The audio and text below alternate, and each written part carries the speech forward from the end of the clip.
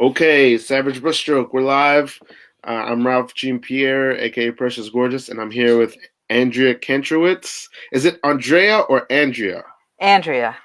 Someone yelled at me once at karaoke for I would always say I think I would always say Andrea, and he'd be like Andrea, and I'd be like I don't know, I never know which one. Okay. My mom called me Andrea and my dad called me Andrea, so I answered to either one. Oh, But okay. but they ended up getting divorced, so it was actually maybe an important, distinction. I don't know. Huh. I mean, that's tension with which one. Yeah. Yes.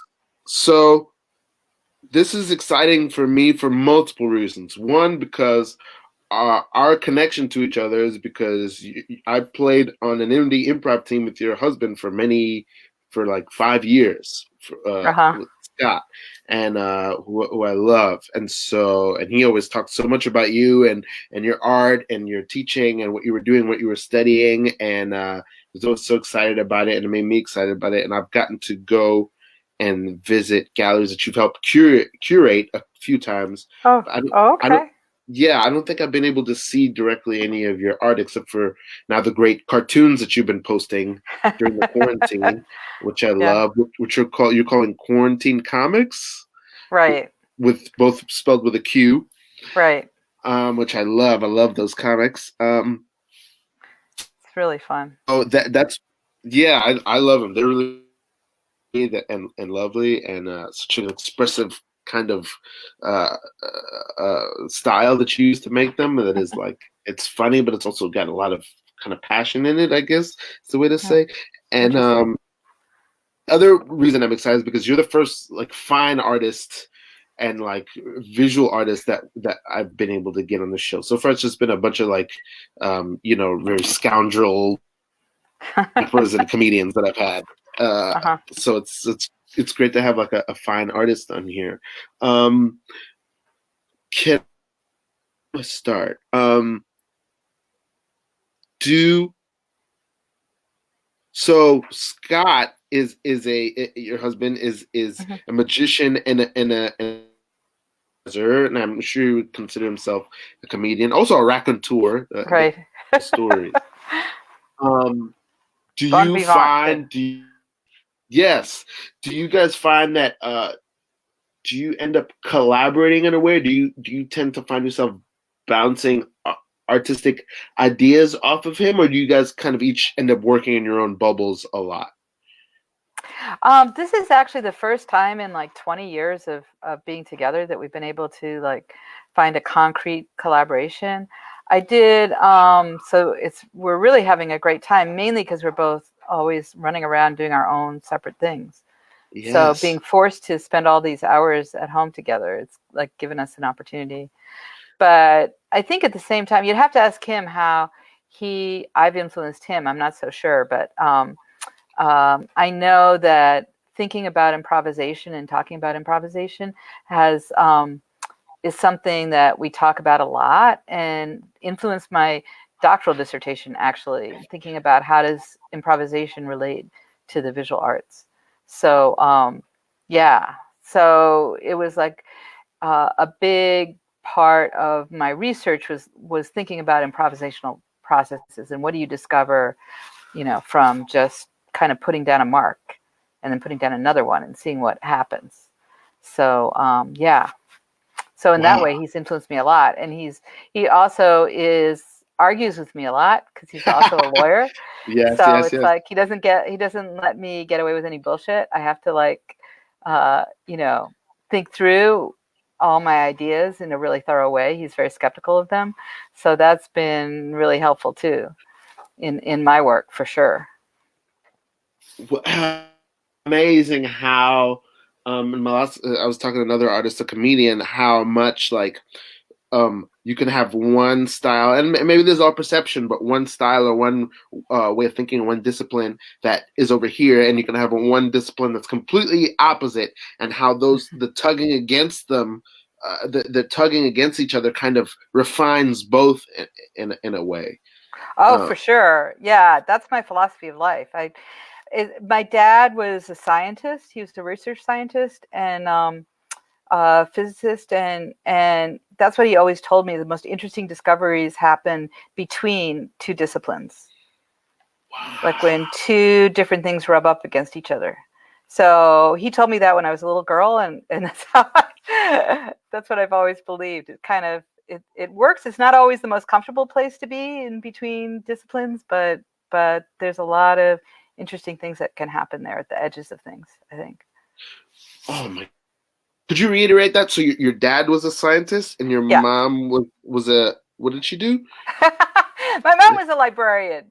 My Oh, mom okay. was just, but my dad, as a scientist, like he worked with his brother, who was a cardiac surgeon, a heart surgeon, Mm-hmm. and they developed like the first artificial heart pump, and just sort of looking. My dad's field was aerodynamics and fluid mechanics, so that is basically what we think of today as being kind of complex systems theory, like chaos theory, like what Wow. happens, like turbulence, things like that he studied. So that's very much about what happens when systems collide. So that was just what he was interested in as a scientist. And we always had these different, like, little things around the house. They were like made with fish scales or something, where you could see patterns of turbulence. You shifted them in different directions and it made turbulence. I don't know if Wow. you know what I'm talking about. I have you couldn't believe you couldn't imagine how far I am away from anything scientific, but I can sort of imagine you're describing it well. So I can Well, sort of imagine. when you think of stirring coffee, right? What happens and you get those kind of whirlpool kind of forms, or like when you put a paddle into the canoe. So we used to have a canoe. We lived on a little pond and we had a canoe, and my dad would kind of show me how the whirlpools that the paddle made when you pulled it through the water were the same as when you poured cream in your coffee and you stirred it. So Mm-hmm. and that's like turbulence, if that makes Mm-hmm. Mm-hmm. so, like, you think of like a waterfall falling into, a pool, and all those eddies and ripples and stuff that happen. That's like turbulence. Wow. Okay. Okay. Um, So that's super interesting. well, So I think if there's one thing that sort of influenced me artistically, it was probably like my dad, like showing me how the paddle through the water was the same as the cream in the coffee. That was pretty interesting. it's interesting to me how like you were gathering like these sort of little aphorisms and small pieces of wisdom that your dad was giving you as a scientist, and how much they're informing like from a tiny age, how much these images are kind of now rippling through your own work and the way you think Yeah, about work. it's Could true. could you so what is the first piece let's start with a piece that's not from a peer that you wanted to talk about today, and I'll go ahead and prepare it on my phone and just show it to the camera. Okay, well, there were two of my favorite artists, like as a kid, were Goya, especially the Capricios, which is like the follies, which he did, which is sort of like towards the end of the Enlightenment. And the one that uh, I sent you was "The Sleep of Reason Produces Monsters." I don't know if people Yeah. can see that.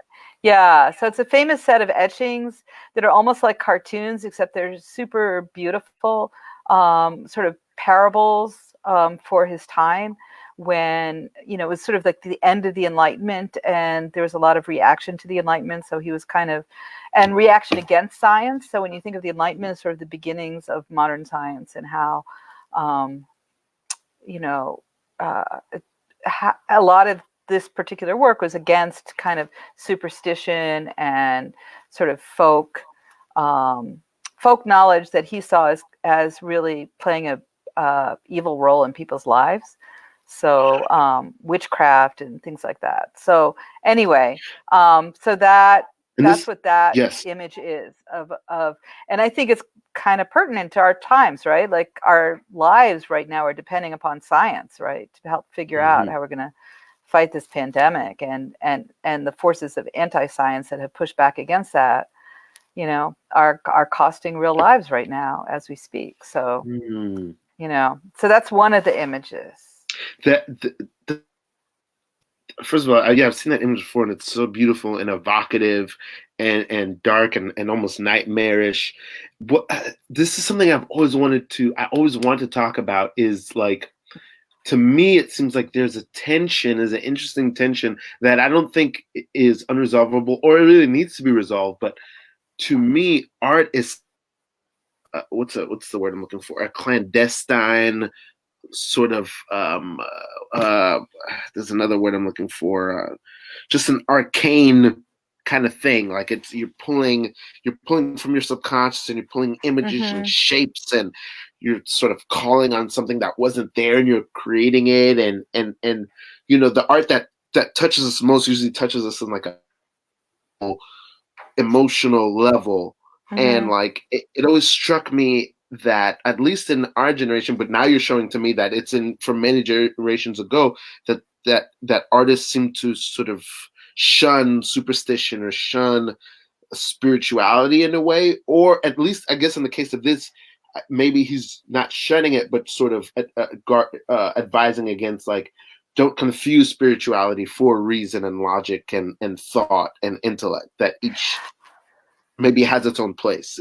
Please clarify for me. This is something Yeah, I'm thinking well, the about. other, I'm thinking about like, what is the role of imagination in human life? And it's like, it can be for, with great power comes great responsibility. Imagination gives us, our greatest achievements. So, but it can also really undermine us in different ways. So, there is some kind of reality test that needs to happen at some point, but I think that the way that artists can tap into the human imagination is, a big part of the value we provide in society, right? That we can help, that we're in touch with that, and that we can help sort of bring that to life for other people.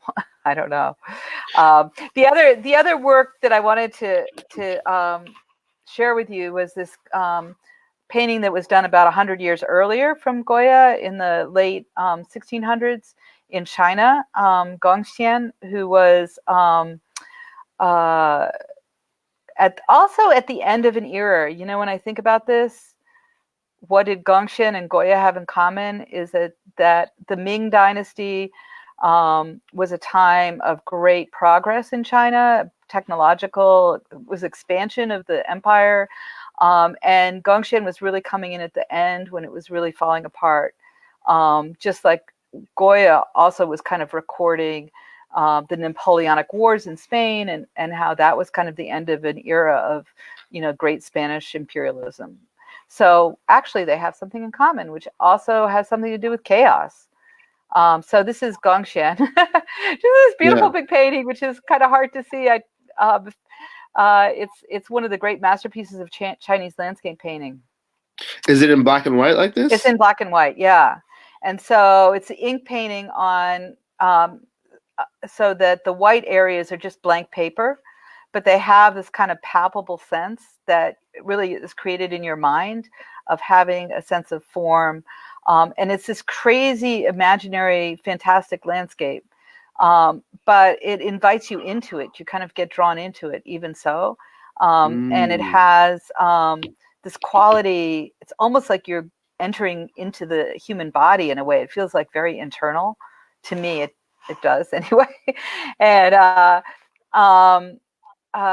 but what he said about it is that my landscape may be a visionary landscape, but when you enter into it, it's as if you're going into the real world. You can explore it, basically, is what he was saying. You can walk through it and explore it as if it were real.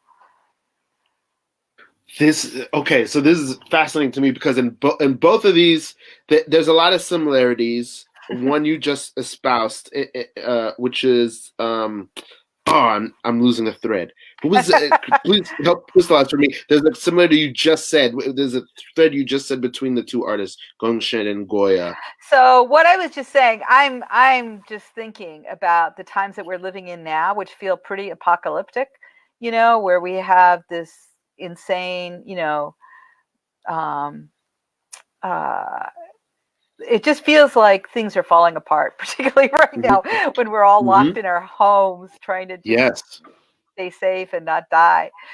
And and I'm thinking that both Goya was living at the Napoleonic Wars. Napoleon coming into Spain was really devastating. It was really the end of the golden age of the Spanish empire. Like it was really it was hugely devastating in Spain. And I'm thinking that Gongxian lived at the end of the Ming, beginning of the Qing. It was the transition between empires, and was also a time of great social upheaval and uncertainty and turbulence.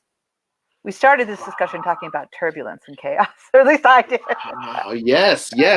Wow. And that's so and to me. being at the edges of things, being between things and at the edges of things. I just learned a word that I put in a rap the other day, which is a word for that is liminal. Right, exactly.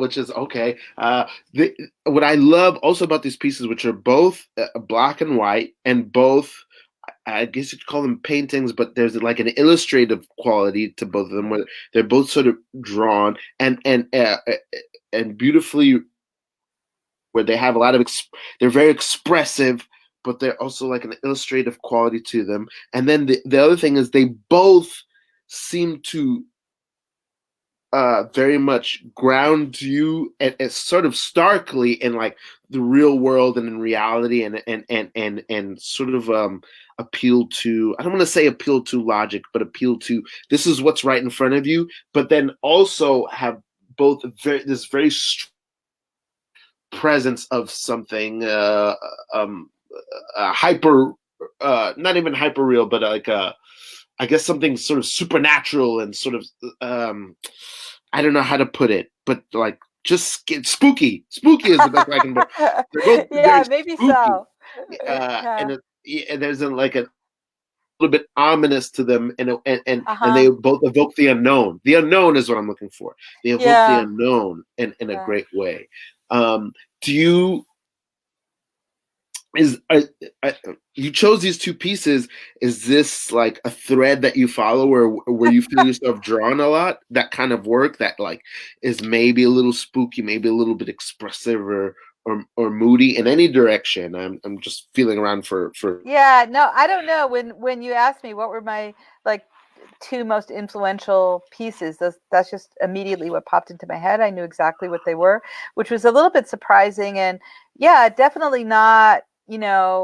I love Vermeer. I love other paintings that are much more calm and peaceful.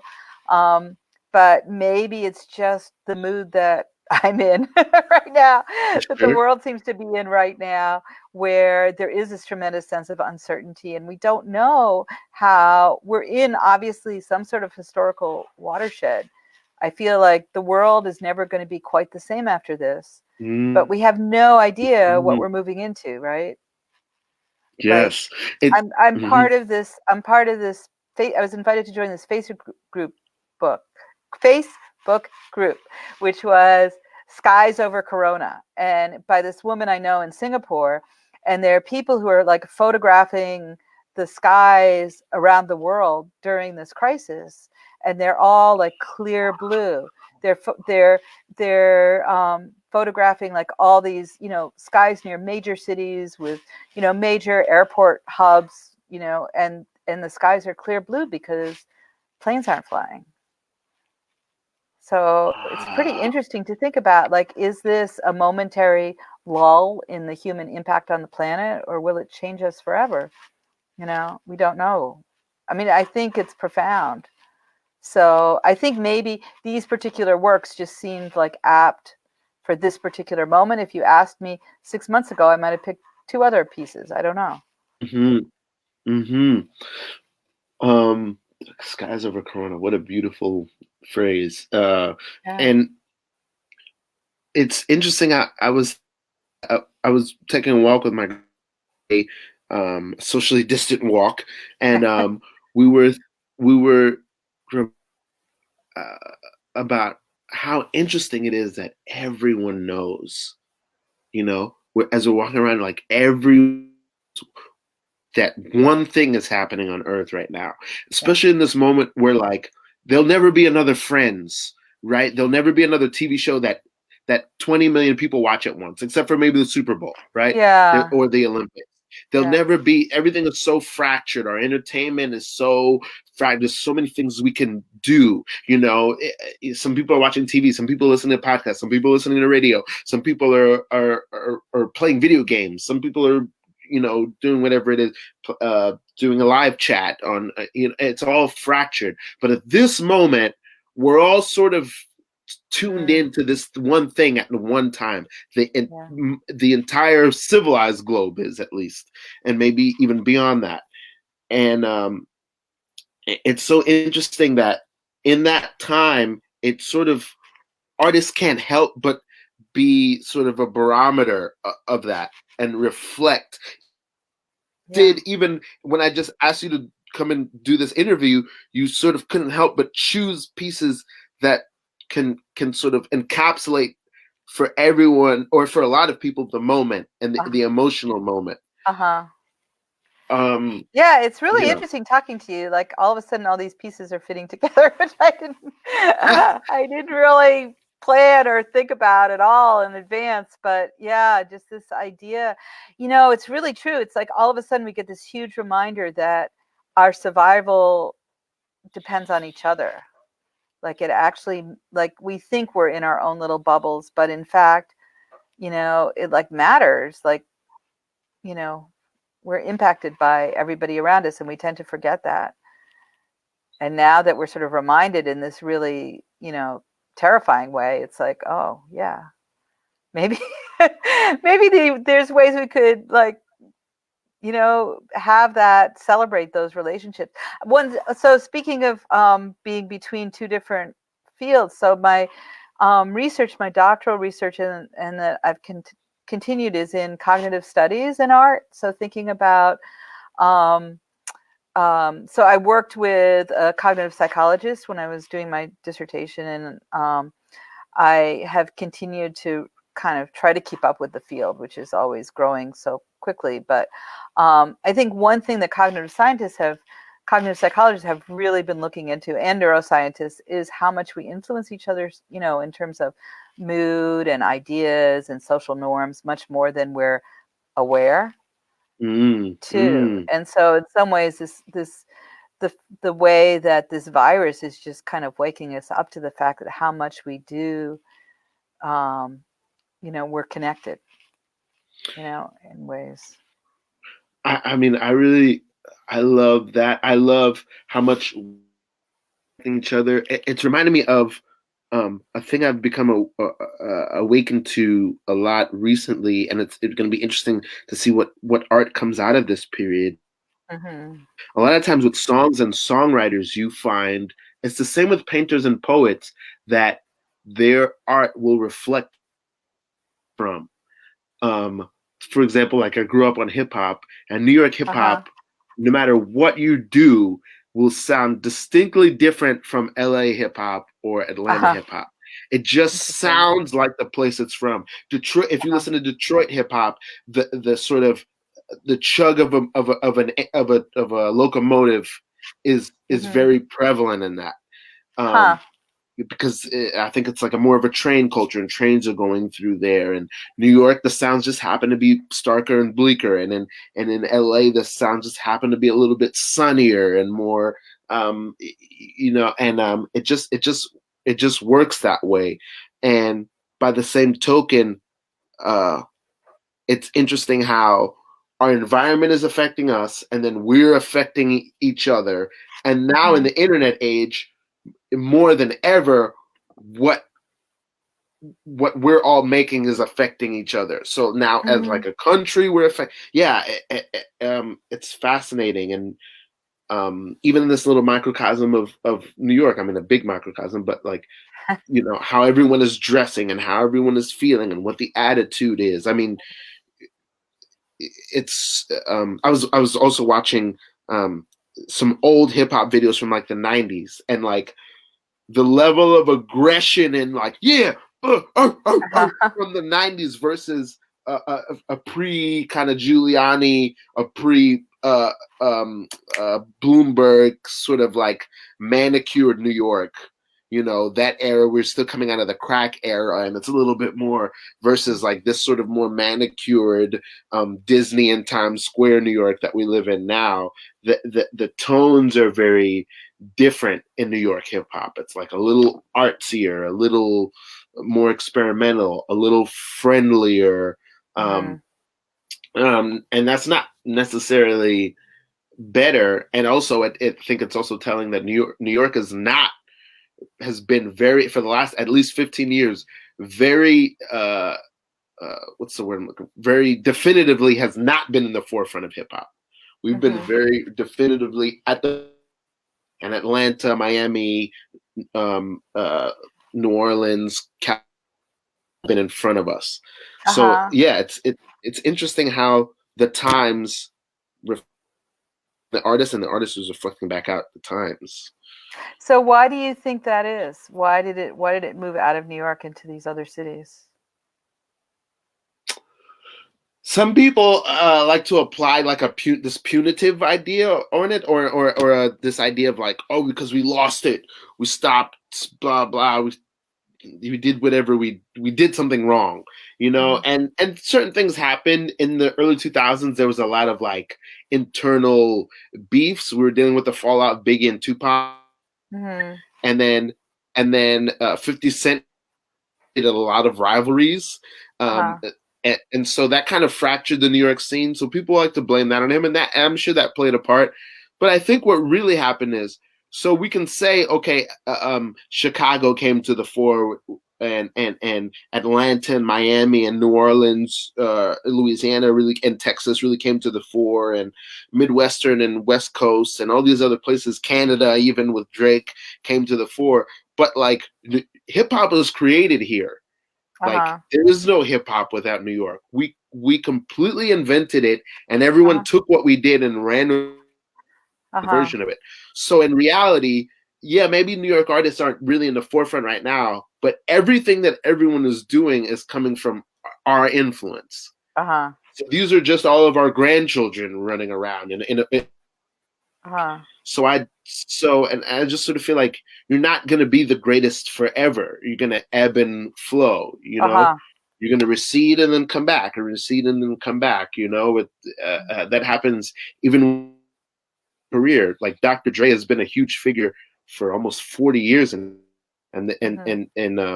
there's moments when he's not important. There's moments when he's the biggest thing. There's moments when he's completely cold, and there's moments when and it constantly is coming back. So I feel it's that way with New York, and maybe there'll be a moment. Do you think it's maybe because I'm just thinking for like if younger artists to come up, they need some space. It's sort of like in a forest. If there's these like great big trees, there's not going to be enough sunlight for the little trees to grow. I'm wondering if it might be like that. You're frozen a little. Oh. Uh-oh. What happened? Hold on. Okay, you're back. So repeat that. No. You said the space. So I'm just wondering if it's because you have these giants, if New York is where it started and that's where all these giants were, then there just wasn't enough sunlight. There wasn't enough space for younger artists to come up. So then the younger artists had to kind of strike out on their own somewhere else. I think you're absolutely right. I mean, New York dominated for so long. California came in and took a piece of the pie early on, but New York was, for like a good 25 years, was everything to hip hop.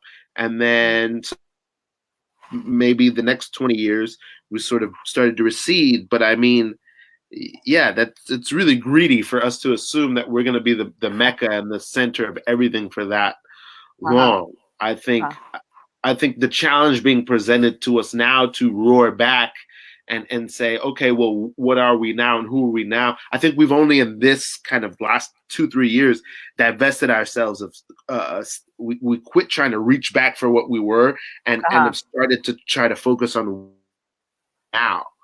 I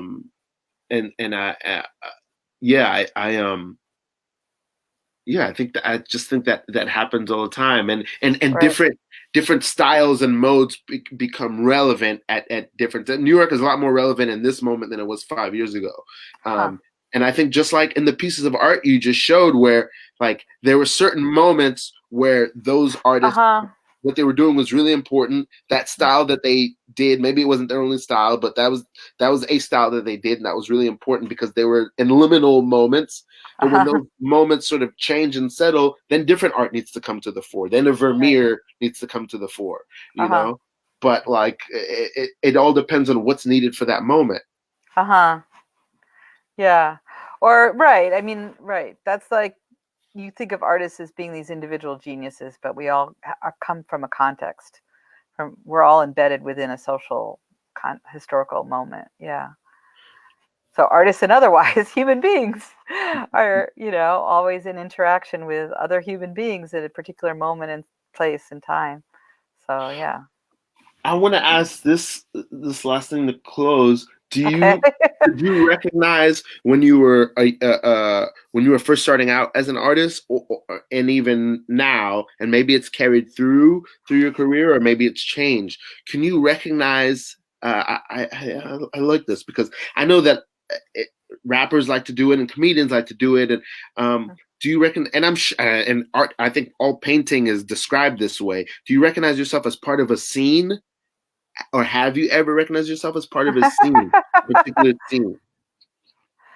Oh, yeah. No, I'm not so much, which has been hard. Honestly, in some ways, I have always been kind of at the edges of things. So I'm not like, so when I was young, just starting out, I just really was not that interested in making really expensive wallpaper for rich people, which is kind of what I ended up. At certain points, I have ended up doing that, but I've always been interested in how, art belongs to everyone and should be something that is for everyone. So I paint. I'm a painter, and I continue to make paintings.